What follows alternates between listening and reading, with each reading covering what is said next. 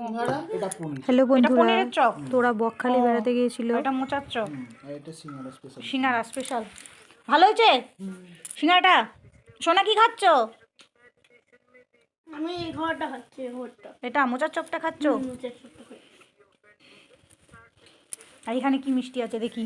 অনেক মিষ্টি বাবা। এটা পাটিসাপটা।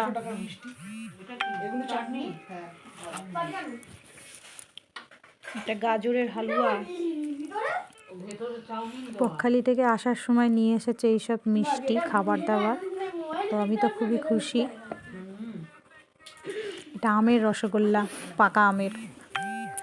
তো যাই হোক, আমি ভীষণ খুশি।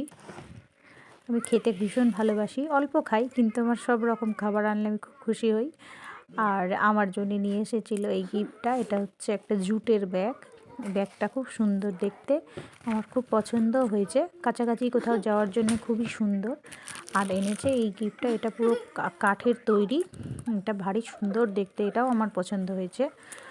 আর ওর জন্য এনেছিল অশোক স্তম্ভ, আমি সেটা ভিডিও করতে ভুলে গেছি। আর ছেলের জন্য এরকম পেন টেন অনেক কিছুই এনেছে, তার মধ্যেই কিছু কিছু ভিডিও করেছি। এটা হচ্ছে ওয়াটার গেম, এটা টেবিল ক্লক, সঙ্গে পেনও রাখার জায়গা আছে, পেনদানি।